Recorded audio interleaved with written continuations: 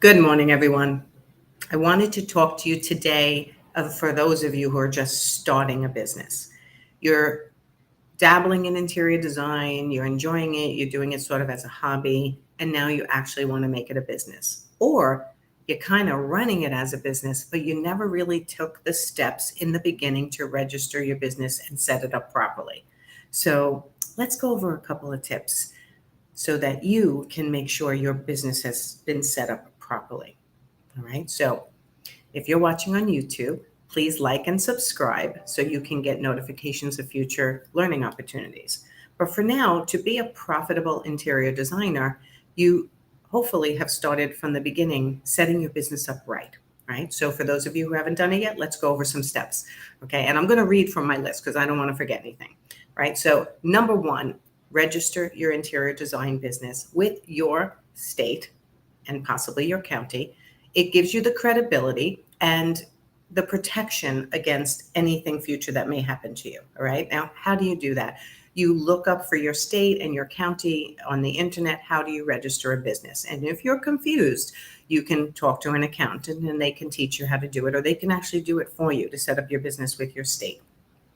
Um, if you're planning on purchasing product for your clients, then you also need a resale certificate. So again, in your state, that's going to be different. So Google it, talk to an accountant, and get that done properly so that you can buy product in order to sell it to your clients and actually make a profit, because that is one of the major ways interior designers make money is from product sales. Okay. If that's the route you want to go, it depends on what you want to do for your particular business. Okay. So number one was register your interior design business properly with your state and your county if you need to.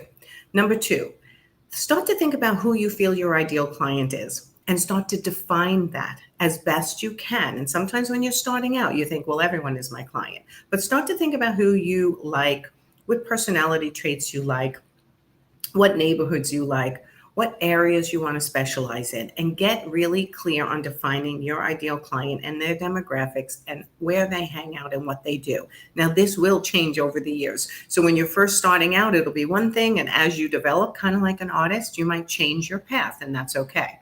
Right? Number three, develop a well-detailed ladder of services. Figure out what services you want to offer. Right? So I teach certain service models that aren't good for everybody, but are good for some. And you start to figure out, what do I want to represent? Do I want to do a designer for a day or a designer on call or only full service design? Do I want to do kitchen and baths only, window treatments? In my case, I was an art consultant for 17 years. So I focused on art framing and accessories only. What do you want to do? And then who is your ideal client? And then how do you develop a service model or multiple service models? I always recommend at least three that serves your ideal client. This way, no matter what they need you to do, you have a service model that fits that need. Okay, so next step, crafting your elevator pitch, how you describe yourself, how you describe your business. This is how you're going to attract your ideal client. You don't just put up a website or say I'm in business and suddenly you're attracting people. You have to learn how to speak about your business and how to present yourself. And that is done by a well-crafted elevator pitch. I call it your business in words. Next, you want to network with like-minded people, like in my group, the Interior Design Business Forum, but also in person, joining industry organizations, finding like-minded people to help you create your resources, to get your team, your extended team, the people you rely on, the service providers that you need to run your business. Next, number 6, organize multiple organic marketing efforts and options to grow your business, like a Facebook and Instagram, the new Threads, Clubhouse, LinkedIn. There's so many, Pinterest. So decide, I always say start with 2 and then really hone in on those, right? Maybe Facebook and Instagram is really where your ideal client is probably hanging out, at least a portion of them. So why not start there? It's free. So you want to organize your marketing efforts. Then you want to kind of learn how to build your confidence so you can sell and market yourself authentically. A lot of people get nervous in the beginning. So all the previous steps that I've talked about are building your confidence, registering your business properly, figuring out who your ideal client is, creating a ladder of services, getting with like-minded individuals and hanging out with them so you can see how they operate their businesses, and then pick and choose what feels right for you. all these, and then creating a marketing campaign for yourself or the organic reach that you can get on the free social medias are your first step to creating that reach that you're looking for, growing your friends list, extending your reach. This is what you want to do in the beginning to grow, and that is all going to help with your confidence. But you may still need to learn how to sell and market yourself properly and get over the humps of the fear of what people are going to think and putting yourself out there. That's all part of it, okay? So you want to organize your marketing efforts and then start to grow your confidence in sales. And how do you do that? Start reading articles, start listening to some of my videos, go to my YouTube channel and binge on some of those. We do a lot on sales and marketing.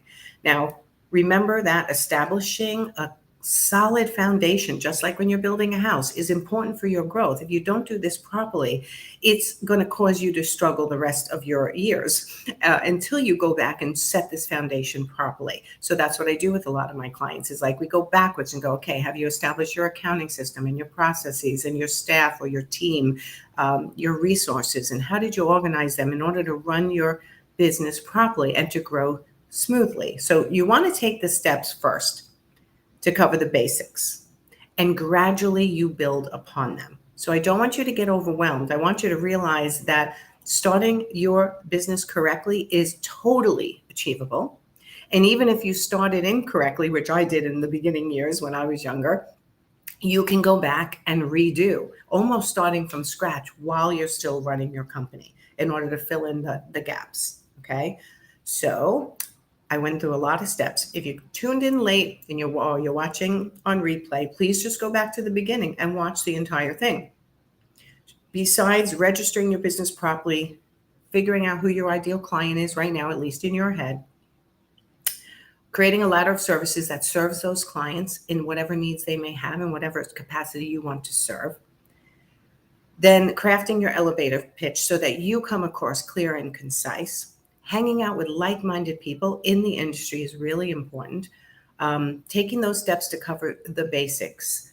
So remember, you can do this, whether you're at the beginning, the middle, or maybe you're well seasoned in your career and never did these things right, and now is time, right? Whatever your situation is, you can go back and make it right. We're giving you a link to the Business Startup Toolkit. So if you are new and brand new to business and you're like, I don't even know where to start, it's a great low-cost option for you to see if you have covered all your bases or to make sure you cover all your bases while you build your business. So it's a resource there if you need it. All right, everyone, go have a great day, and I will talk to you soon. And let's make sure the foundation of your business is set up properly. So go back, list everything out, and ask yourself, have I done all these things, or do I need to revisit them and do them again? That's your task. Let me know how you do. Bye, everyone.